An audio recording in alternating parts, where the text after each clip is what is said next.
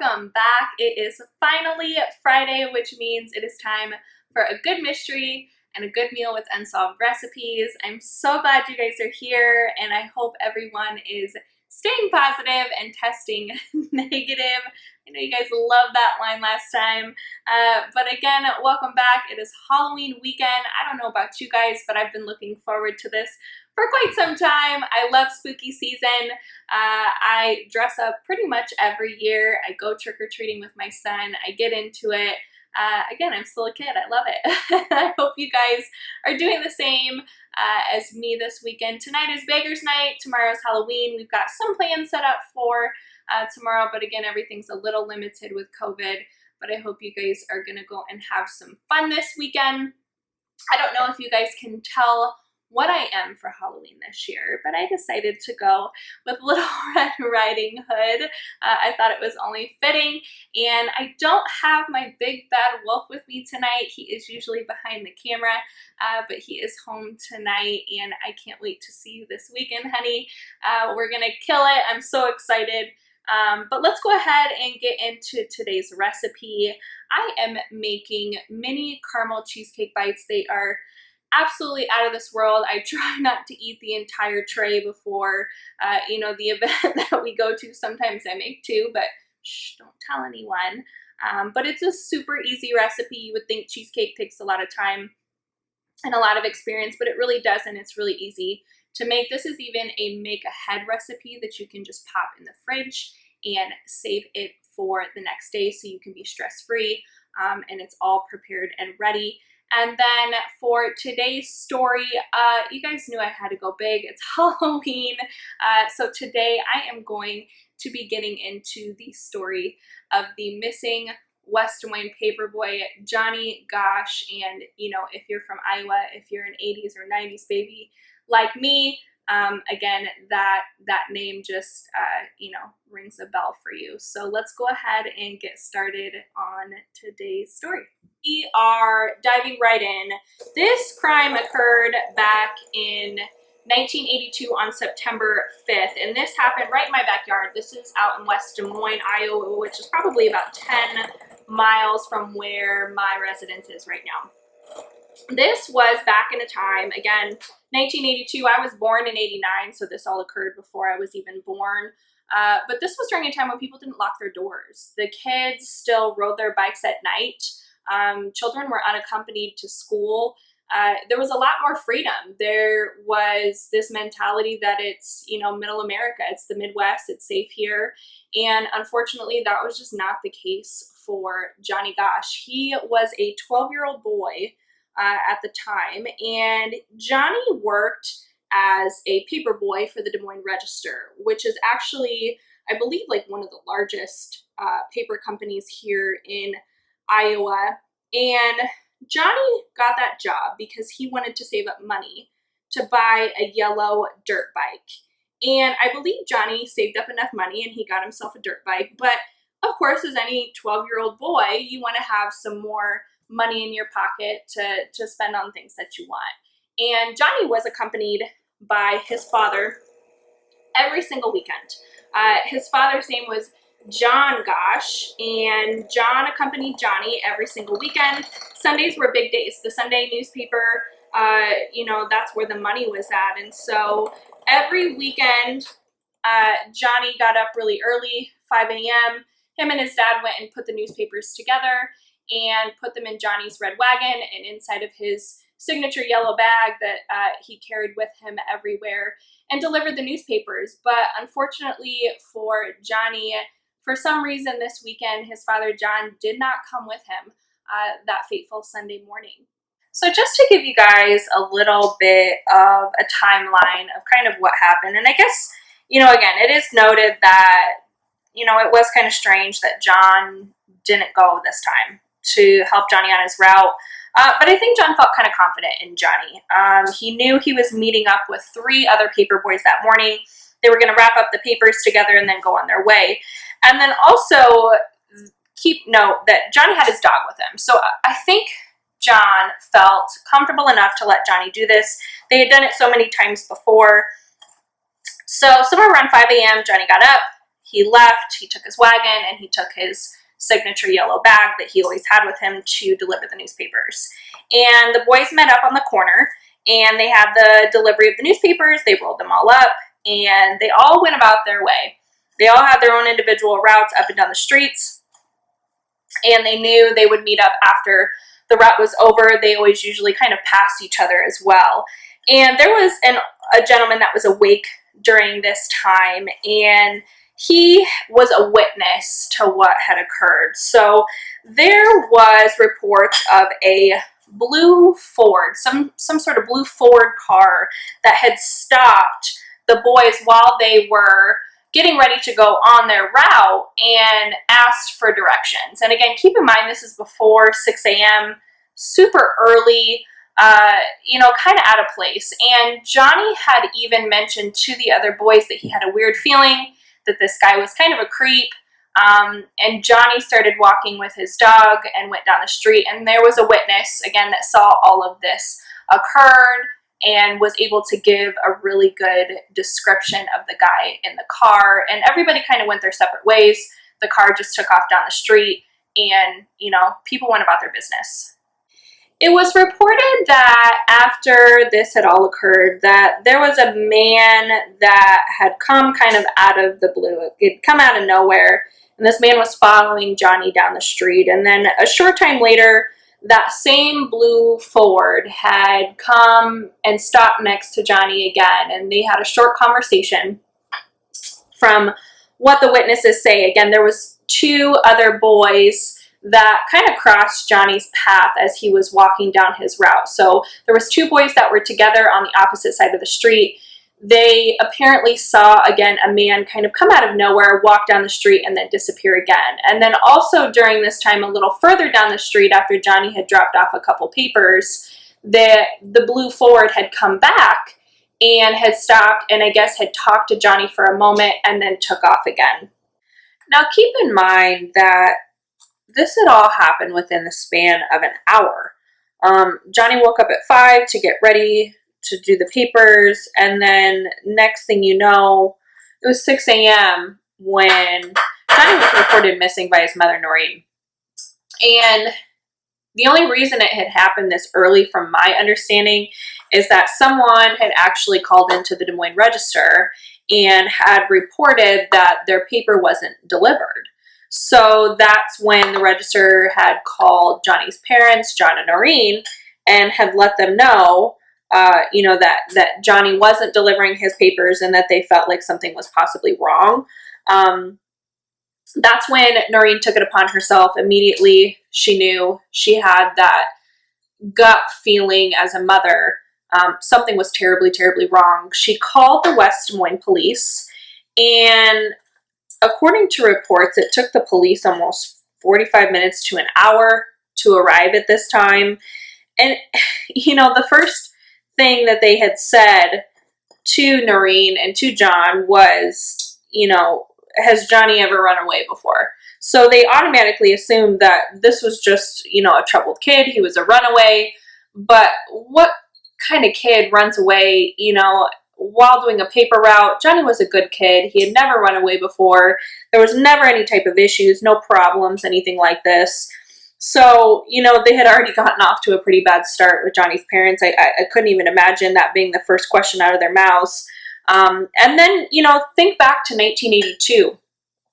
This was actually before any laws were put into place. So you legally could not even have the police involved in any type of search, whether it be an adult or a child, until that child was missing for 72 hours. The police were not able to be involved, or they refused to be involved, whatever it may be, but they didn't consider it a missing persons case until 72 hours later. And Noreen was beside herself. Being a mother myself, and I have a son who's really close in age to Johnny, during that time, I can only imagine that feeling in the pit of your stomach as a parent, what that must be like, to call the police, to think you're going to get some sort of help, and then to not get any type of help at all.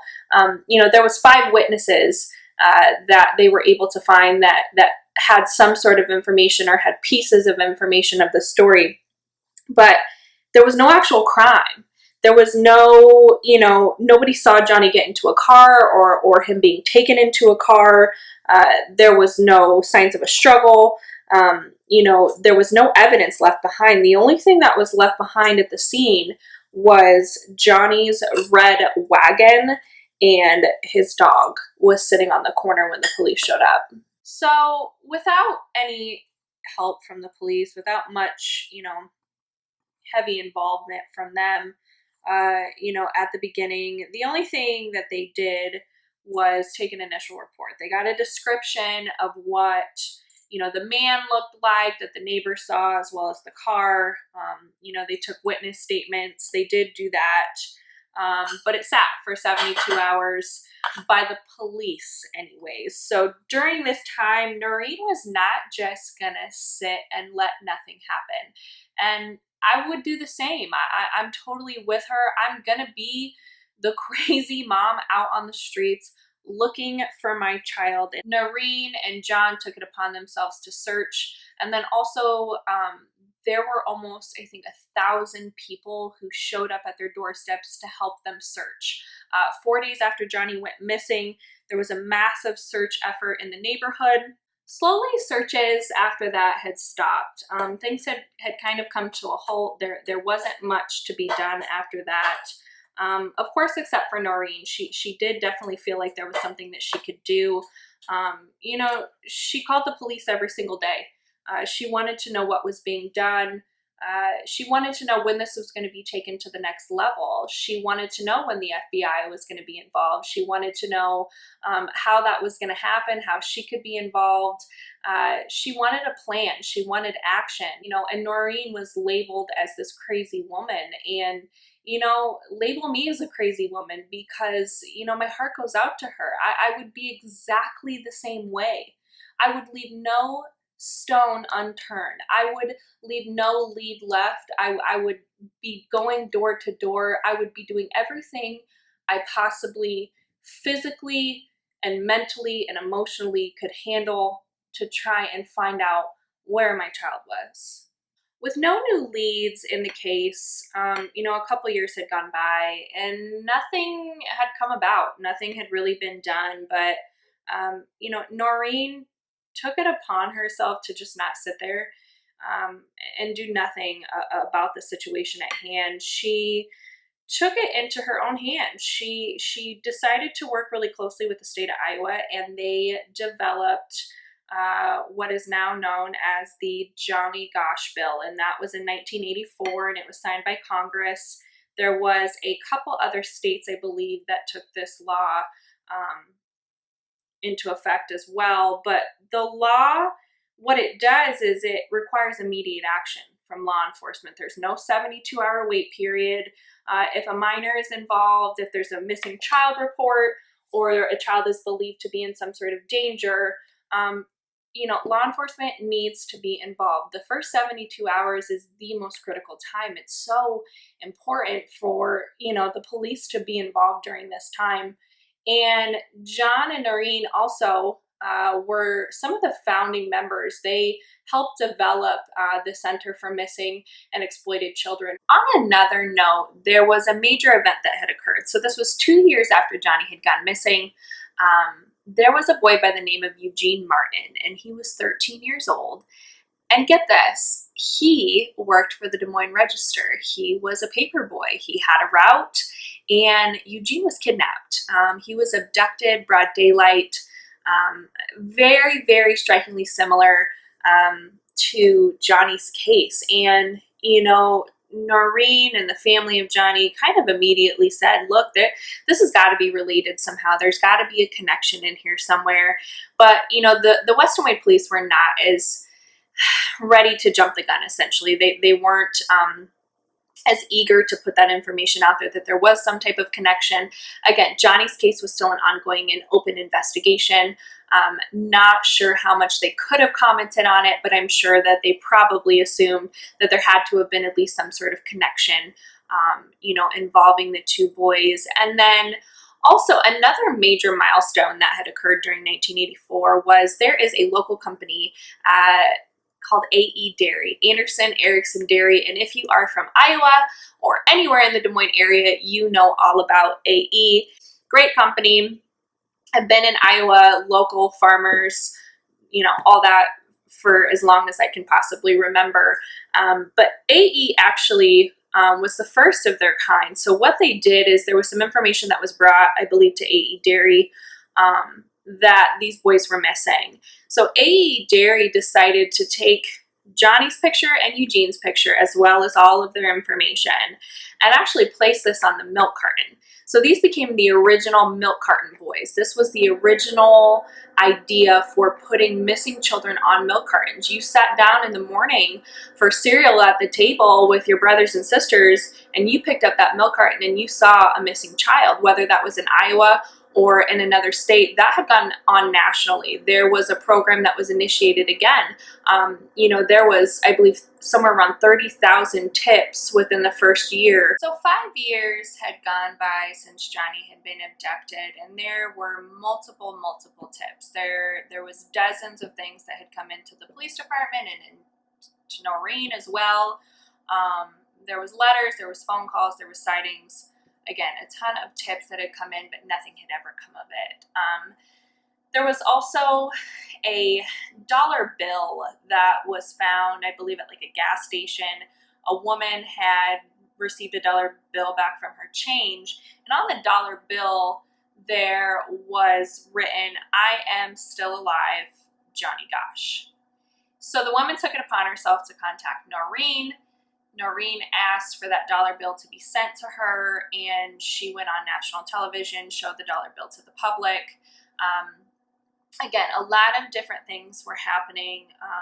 Who knows who that was? We don't know if it was Johnny, if it was somebody playing a cruel prank, but at this point there was no new leads, there was no new information that had come through. The next piece of information came 9 years after Johnny had disappeared. There was a gentleman by the name of Paul Bonacci, and Paul was a super interesting character. Paul actually was in prison during this time that he came forward with information that he was one of the people that helped kidnap Johnny. So Paul stated that he was in the backseat of the car, that he had a rag of chloroform and he put it over Johnny's mouth and he held him down in the back seat while the driver, got away. So the driver, he said his name, this gentleman, was Emilio. And Emilio was the man in the description that was given from the neighbor. And apparently Emilio was one of multiple ringleaders in a pedophile ring that was being conducted out in the Omaha, Nebraska area. But from Paul's accounts, he stated that this ring had again gone on for a very long time. So it was found that Paul actually was abducted at 6 years old. He was placed into this pedophile ring and was sold and abused and used for many years. So there was a lot of information from Paul. Paul was stating, facts about Johnny that nobody else could have known, that it wasn't in the public. There was things that Noreen, only would have known about Johnny that Paul had shared with her. But police were kind of unsure. Paul was diagnosed with multiple personality disorder, and he was in prison himself for child molestation. So, being able to believe this guy, it was a little hard for some people. Police never went and conducted any type of interview with Paul. They stated that it wasn't beneficial at the time, that, he was untrustworthy, that the information that Paul was giving was false. They did, however, in a strange turn of events, interview his siblings. But this was 10 years later. So again, this was 9 years after Johnny's death that this Paul Bonacci person came forward. 10 years after that, the police decided to interview his siblings. And his siblings had stated that Paul wasn't living in the Des Moines area at the time, that Paul was in Omaha, so there was no way. So police took their word for it. They never stepped foot in front of Paul. They never interviewed him. the only person that ever talked to Paul was Noreen. She was the only person who went to him. And, you know, I just thought that that was really interesting, that the police had no interest in interviewing Paul, even though he had a plethora of information, not only about Johnny, but about multiple other children, multiple other you know, pedophiles and potential rings that were happening. So, you know, again, that kind of upset some people. Noreen was quite upset that there wasn't anything further, you know, no investigations further by the police were conducted. Johnny's story was later aired in 1992 on America's Most Wanted, and Paul Bonacci actually was on America's Most Wanted for this episode. They followed him around, they took him out to Colorado, you know, where he showed them a house where children were abducted and they were kept in the basement, and Paul just kind of went on and on and on and talked about all of these things that were happening. And again, you know, there was a lot of skeptics. People were very unsure of whether or not to believe Paul, but come to find out, you know, majority of this man's information was correct. It was all followed up, you know, it was all true, or majority of it was true, but, you know, the FBI shut it down. The police shut it down. There was nothing else that was ever brought up with this Paul Bonacci person, or anybody else in connection to Paul, which I thought was really strange. But there was no, you know, I just don't understand why there wouldn't be any further investigation. Did they hit a brick wall? Were they not able to follow up on a lot more, you know, clues that he had given? Was there no more information? You know, I just get really curious about that kind of stuff.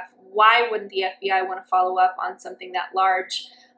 But come to find out, it was because Paul was actually involved in another trial involving a gentleman, Mr. King, who was, I guess, a ringleader of a pedophile ring out in Omaha, but he also was one of the CEOs, or basically a higher official for the credit unions out there, a whole string of them. So there was quite a few people who were brought in for, you know, child pornography, for pedophilia, and I believe that Paul Bonacci was actually a victim of Mr. King, and so the FBI felt that that case was more important at the time. Next happening was in 1993. Johnny's parents actually divorced. You know, the toll of losing a child in that manner, you know, in any manner can do a lot of damage to any marriage. So they split in 1993. I believe both of them got remarried. I'm not sure how soon after, but that never stopped either one of them, you know, on their mission to find their son. The next really, really strange thing that happened, and I actually remember when this story dropped. It was in 2006, and Johnny Gosch had gone to the news stations, and she had brought information that there were dozens of photos of bound and gagged boys, teenage boys, that were being left at her front door. Again, just I wouldn't want to be that woman. I really wouldn't. I couldn't imagine the strength she must have to find on a day-to-day basis to deal with something like that. But to have that kind of material brought to your door, and, you know, to look at photo after photo and not see your son, but also see just the sheer amount of other children who have been abducted and who are being sexually abused and who are being sold into, you know, into pedophile rings and to other pedophiles, and you know, who are just being absolutely destroyed by these sick people. You know, it's hard to stomach. It's a lot to think about at the end of the day.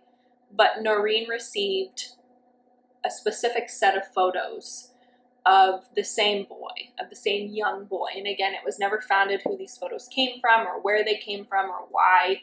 You know, she was the one who received these specific photos. But there was a set of a boy who apparently looked quite a bit like Johnny. And, you know, viewers beware, I will post the pictures. I will post the photos of that specific boy who was bound and gagged. And Noreen is convinced to this day that those photos are of Johnny. the FBI and the police department dispute it. There are also other, sources that dispute that that's Johnny.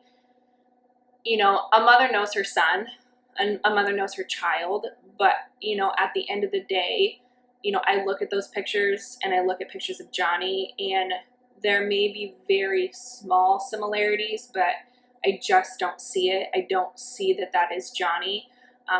Some of the other photos that she was given that are not of that particular boy, those children have been identified. Those children were somewhere down in Florida that were abducted, and there are FBI agents who identified those young boys, but unfortunately, this one specific boy that she has multiple sets of photos of has never been identified. There has been so much controversy behind this crime. There's a lot of facts. There's a lot of theories.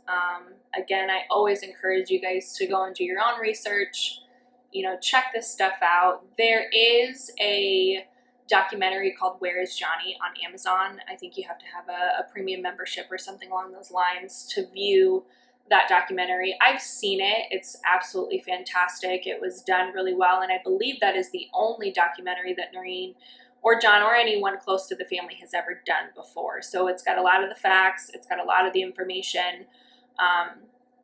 But again, a lot of things have been really controversial in this case. I just, it breaks my heart still, that this boy has never been found. Do I think that he's alive? It's possible. But in my heart of hearts, I think I would know that after it's been, over 30 years, either he is living a different life somewhere else. Either he has been put into this lifestyle and, he's too ashamed to come back home. Or unfortunately, I believe that it's possible that Johnny was murdered after he was kidnapped. Human trafficking is real. It's real in Iowa. It's real in every city, in every state, and in every country around the world. And it is terrifying, and it is a really, really scary thing to think about. But unless we talk about those really, really scary things, nothing can ever be done. So again, I thank you guys so much for listening to this story. Please find the recipe below for these mini caramel cheesecakes.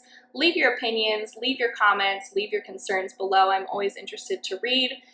Also, if you have any other stories you want me to do or follow up on, any other recipes you want to share that I can do on another episode, I'm always open to trying new things. So as always, guys, remember to stay safe and stay hungry.